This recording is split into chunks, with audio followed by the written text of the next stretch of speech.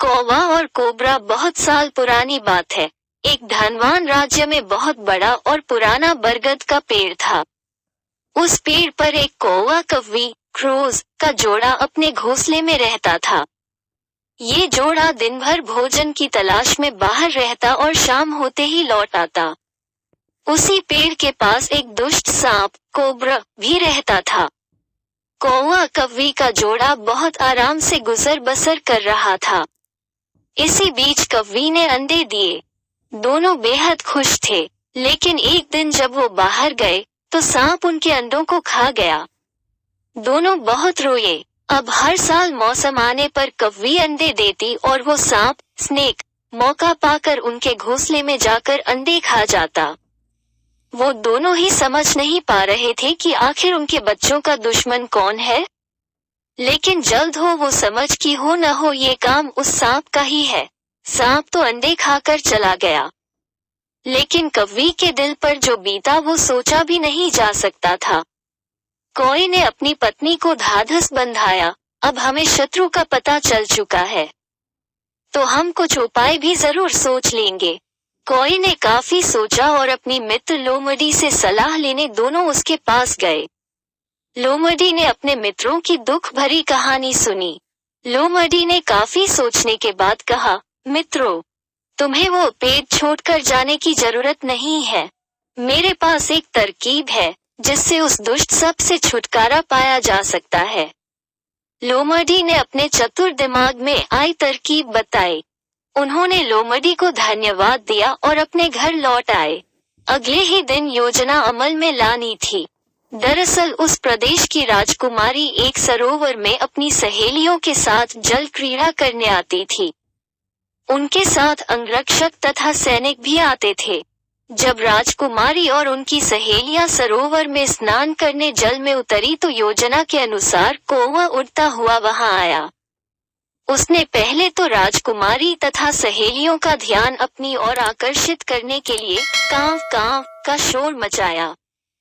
फिर राजकुमारी तथा उसकी सहेलियों द्वारा उतार कर रखे गए कपड़ों व आभूषणों में से राजकुमारी का प्रिय हीरे व मोतियों का विलक्षण हार में से एक हार चोंच में दबाकर ऊपर उड़ गया। सभी सहेलियां चीखी, वो राजकुमारी का हार उठाकर ले जा रहा है।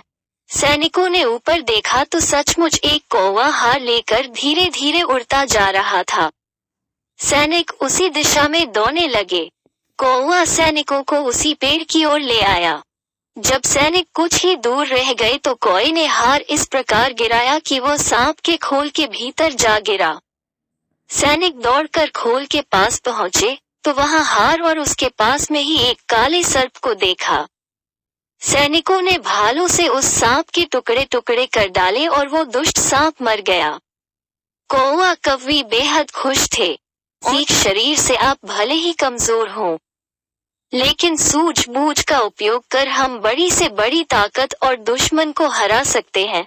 बुद्धि का प्रयोग करके हर संकट का हल निकाला जा सकता। अगर आपको हमारा वीडियो अच्छा लगा तो सब्सक्राइब करें और शेयर करें। दो मित्र और भालू दो दोस्त एक घने जंगल से गुजर रहे थे। जब उन्होंने देखा कि एक भालू उनकी तरफ आ रहा है तो उनमें से एक शीघ्र ही ऊंचे वृक्ष पर चढ़ गया और छुप गया।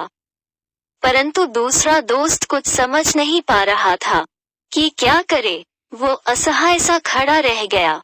तब उसे अपनी पाठशाला का एक सबक याद आया कि भालू मरे हुए आदमी का शिकार नहीं करते। वो बिल्कुल एक मृत व्यक्ति की भांति धरती पर सांस रोककर सीधा लेट गया। भालू उसके पास आया और उसे सूंघकर चला गया।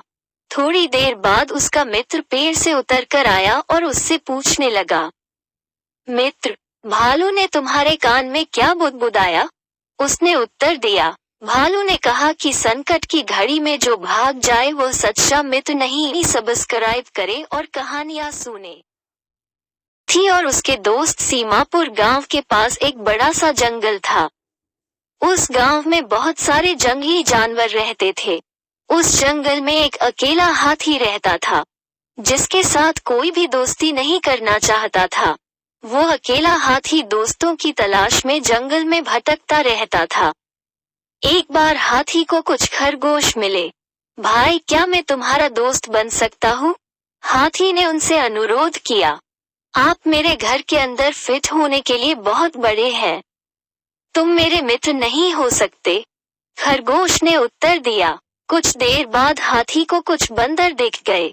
जब हाथी ने उनसे दोस्ती करने को पूछा तब उन बंदरों ने जवाब दिया, आप बहुत बड़े हैं और पेड़ों पर झूल नहीं सकते हैं जैसा कि मैं करता हूँ। इसलिए हम आपके दोस्त नहीं हो सकते। फिर हाथी को एक मेढक मिला और पूछा कि क्या वो उसका दोस्त हो सकता है? आप बहुत बड़े और भारी हैं। तुम मेरी तरह नहीं कूद सकते। मुझे क्षमा करें, लेकिन आप मेरे मित्र नहीं हो सकते, मेढक ने उत्तर दिया। हाथी निराश होकर आगे चला गया। वहां उसकी कुछ लोमड़ियों से मुलाकात हो गई और उसे वहां भी एक ही जवाब मिला कि वो बहुत बड़ा है। अगले दिन हाथी ने देखा कि जंगल के सभी जानवर डर के मारे भाग रहे थे। हाथी ने एक हिरण को रोका और पूछा कि क्या हो रहा है, और उसने बताया गया कि एक बाघ सभी जानवरों पर हमला कर रहा है। हाथी अन्य कमजोर जानवरों को बाघ से बचाना चाहता था। वो जल्दी से बाघ के पास गया और बोला, प्लीज सर, मेरे दोस्तों को अकेला छोड़ दो। इन्हें न खाए, हम इस जंगल में मिलजुल कर रहते हैं। बाघ ने उसकी बात नहीं सुनी और हाथी को अपने रास्ते में जाने को कहा। बाघ सुनने को राजी नहीं था और हाथी को कोई अन्य तरीका भी नहीं दिख रहा था। हाथी ने बाघ को जोर से लात मार दी और बाघ डर के मारे वहां से भाग गया। हाथी ने कैसे अपने बहादुरी से बाघ को भगाया ये देखकर सभी जानवर एकजुट हो गए। दोस्त सभी आकृति और आकार में आते हैं। अगर आपको हमारा वीडियो अच्छा लगा तो सब्सक्राइब करें और शेयर करें। 3 मछलियां। एक जलाशय में 3 मछलियां फिशेस रहा करती थी। अनागत विधाता, प्रत्युत्पन्नमति और यब्धविष्य। तीनों के स्वभाव एक दूसरे से भिन्न थे। अनागत विधाता संकट आने के पूर्व ही उसके समाधान में विश्वास रखती थी। प्रत्युत्पन्नमति की सोच थी कि संकट आने पर उसका कोई न कोई समाधान निकल ही आता है। यब्धविष्य किस्मत के भरोसे रहने वालों में से थी। उसका मानना था कि जो किस्मत में लिखा है वह तो होकर ही रहेगा, चाहे कितने ही प्रयत्न क्यों न कर लिए जाए, उसे टाला नहीं जा सकता। तीनों मछलियां जिस जलाशय में रहती थी वो मुख्य नदी से जुड़ा हुआ था, किंतु घनी झाड़ियों से ढका होने के कारण सीधे दिखाई नहीं पड़ता था। यही कारण था कि वो अब तक मछुआरों की दृष्टि से बचा हुआ था। एक शाम मछुआरे नदी से मछलियां पकड़कर वापस लौट रहे थे। बहुत ही कम मछलियां हाथ आने के कारण वे उदास थे। तभी उनकी दृष्टि मछलीखोर पक्षियों पर पड़ी, जो नदी से लगी झाड़ियों के पीछे से उड़ते चले आ रहे थे। उन मछलीखोर पक्षियों की चोंच में मछलियां दबी हुई थी।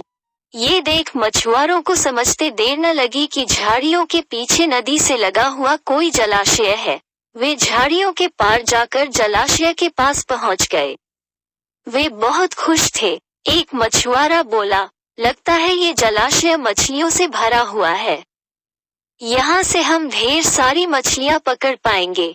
सही कह रहे हो भाई, लेकिन आज तो शाम घिर आई है। कल सुबह सुबह आकर यहाँ पर अपना जाल बिछाते हैं। दूसरे मछुआरे ने कहा। दूसरे दिन आने की योजना बनाकर मछुआरे वहां से चले गए। मछुआरों की बातें अनागत विधाता ने सुन ली। वो तुरंत प्रत्युत्पन्नमति और यब्धविष्य के पास पहुंची और बोली, कल मछुआरे जाल डालने इस जलाशय में आ रहे हैं। यहाँ रहना अब खतरे से खाली नहीं रह गया है। हमें यथाशीघ्र ये स्थान छोड़ देना चाहिए। मैं तो तुरंत ही नहर से होती हुई नदी में जा रही हूँ। तुम लोग भी साथ चलो। अनागत विधाता की बात सुनकर प्रत्युत्पन्नमति बोली, अभी खतरा आया कहाँ है? हो सकता है कि वो आए ही नहीं। जब तक खतरा सामने नहीं आएगा मैं जलाशय छोड़कर कहीं नहीं जाऊंगी। हो सकता है कि मछुआरों को मछलियों से भरा कोई दूसरा जलाशय मिल जाए और वे यहाँ आने का इरादा छोड़ दें। यदि वे आ भी गए तो ये भी संभव है कि मैं उनके जाल फंसूं ही ना। यज्ञवल्क्य बोली, किस्मत के आगे क्या भला किसकी चली है? मछुआरों को आना होगा तो आएंगे और मुझे उनके जाल में फंसना होगा तो मैं फंसूंगी ही। मेरे कुछ भी करने से किस्मत का लिखा थोड़ी बदल जाएगा। अनागत विधाता ने अपनी योजना अनुसार वहां से प्रस्थान करना ही उचित समझा और वो तुरंत वहां से चली गई। प्रत्युत्पन्नमति और यज्ञवल्क्य जलाशय में ही रुकी रही। अगले दिन सुबह मछुआरे जाल लेकर आए और जलाशय में जाल फेंक दिया। संकट सामने देख बचाव हेतु प्रत्युत्पन्नमति अपना दिमाग दौड़ाने लगी। उसने इधर उधर देखा, किंतु उसे कोई खोखली जगह नहीं मिली जहां जाकर वो छुप सके। तभी उसे एक उदबिलाव की सड़ी हुई लाश पानी में तैरती हुई दिखाई पड़ी। वो उस लाश में घुस गई और उसकी सड़ांध अपने ऊपर लपेटकर बाहर आ गई। थोड़ी देर बाद वो एक मछुआरे के जाल में फंस गई। मछुआरे ने जब जाल बाहर निकाला और सारी मछलियों को जाल से एक किनारे पर उलट दिया, तब प्रत्युत्पन्नमति सड़ांध लपेटे हुए मरी मछली की तरह जमीन पर पड़ी रही। उसमें कोई हलचल न देख मछुआरे ने उसे उठाकर सूंघा। उसके ऊपर से आ रही बदबू से उसने अनुमान लगाया कि ये अवश्य कई दिनों पहले मरी मछली है और उसने उसे पानी में फेंक दिया। पानी में पहुंचते ही प्रत्युत्पन्नमति तैरकर सुरक्षित स्थान पर चली गई। इस तरह बुद्धि का प्रयोग कर वो बच गई।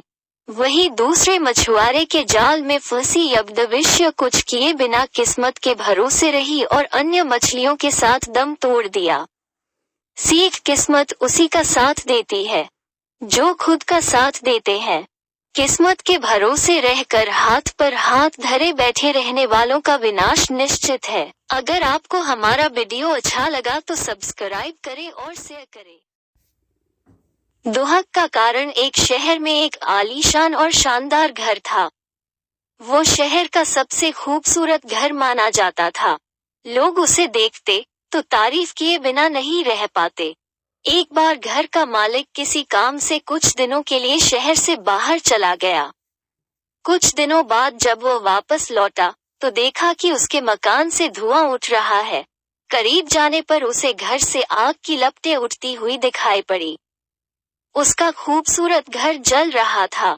वहां तमाशबीनों की भीड़ जमा थी जो उस घर के जलने का तमाशा देख रही थी। अपने खूबसूरत घर को अपनी ही आंखों के सामने जलता हुए देख वो व्यक्ति चिंता में पड़ गया। उसे समझ नहीं आ रहा था कि अब क्या करे, कैसे अपने घर को जलने से बचाए। वो लोगों से मदद की गुहार लगाने लगा कि वे किसी भी तरह उसके घर को जलने से बचा लें। उसी समय उसका बड़ा बेटा वहां आया और बोला, पिताजी, घबराइए मत, सब ठीक हो जाएगा। इस बात पर कुछ नाराज होता हुआ पिता बोला, कैसे न घबराऊं? मेरा इतना खूबसूरत घर जल रहा है। बेटे ने उत्तर दिया, पिताजी माफ कीजिएगा, एक बात मैं आपको अब तक बता नहीं पाया था। कुछ दिनों पहले मुझे इस घर के लिए एक बहुत बढ़िया खरीदार मिला था। उसने मेरे सामने मकान की कीमत की 3 गुनी रकम का प्रस्ताव रखा। सौदा इतना अच्छा था कि मैं इनकार नहीं कर पाया और मैंने आपको बिना बताए सौदा तय कर लिया। ये सुनकर पिता की जान में जान आई। उसने राहत की सांस ली और आराम से यूं खड़ा हो गया जैसे सब कुछ ठीक हो गया हो। अब वो भी अन्य लोगों की तरह तमाशबीन बनकर उस घर को जलते हुए देखने लगा। तभी उसका दूसरा बेटा आया और बोला, पिताजी हमारा घर जल रहा है और आप हैं कि बड़े आराम से यहाँ खड़े होकर इसे जलता हुआ देख रहे हैं। आप कुछ करते क्यों नहीं? बेटा, चिंता की बात नहीं है। तुम्हारे बड़े भाई ने ये घर बहुत अच्छे दाम पर बेच दिया है। अब ये हमारा नहीं रहा, इसलिए अब कोई फर्क नहीं पड़ता। पिता बोला, पिताजी भैया ने सौदा तो कर दिया था, लेकिन अब तक सौदा पक्का नहीं हुआ है। अभी हमें पैसे भी नहीं मिले हैं। अब बताइए, इस जलते हुए घर के लिए कौन पैसे देगा? ये सुनकर पिता फिर से चिंतित हो गया और सोचने लगा कि कैसे आग की लपटों पर काबू पाया जाए। वो फिर से पास खड़े लोगों से मदद की गुहार लगाने लगा। तभी उसका तीसरा बेटा आया और बोला, पिताजी घबराने की सच में कोई बात नहीं है। मैं अभी उस आदमी से मिलकर आ रहा हूँ जिससे बड़े भाई ने मकान का सौदा किया था। उसने कहा है कि मैं अपनी जुबान का पक्का हूँ। मेरे आदर्श कहते हैं कि चाहे जो भी हो जाए, अपनी जुबान पर कायम रहना चाहिए। इसलिए अब जो हो जाए, जुबान दी है तो घर जरूर लूंगा और उसके पैसे भी दूंगा। पिता फिर से चिंता मुक्त हो गया और घर को जलते हुए देखने लगा। सीख मित्रों, एक ही परिस्थिति में व्यक्ति का व्यवहार भिन्न भिन्न हो सकता है और यह व्यवहार उसकी सोच के कारण होता है। उदाहरण के लिए जलते हुए घर के मालिक को ही लीजिए। घर तो वही था जो जल रहा था, लेकिन उसके मालिक की सोच में कई बार परिवर्तन आया और उस सोच के साथ उसका व्यवहार भी बदलता गया। असल में जब हम किसी चीज से जुड़ जाते हैं तो उसके छिन जाने पर या दूर जाने पर हमें दुख होता है। लेकिन यदि हम किसी चीज को खुद से अलग कर देखते हैं तो एक अलग सी आजादी महसूस करते हैं और दुख हमें छूता तक नहीं है। इसलिए दुख ही होना और ना होना पुनर्तः हमारी सोच और मानसिकता माइंडसेट पर निर्भर करता है। सोच पर नियंत्रण रखकर या उसे सही दिशा देकर हम बहुत से दुखों और परेशानियों से न सिर्फ बच सकते हैं बल्कि जीवन में नई ऊंचाइयां भी प्राप्त कर सकते हैं। अगर आपको हमारा वीडियो अच्छा लगा तो सब्सक्राइब करें और शेयर करें।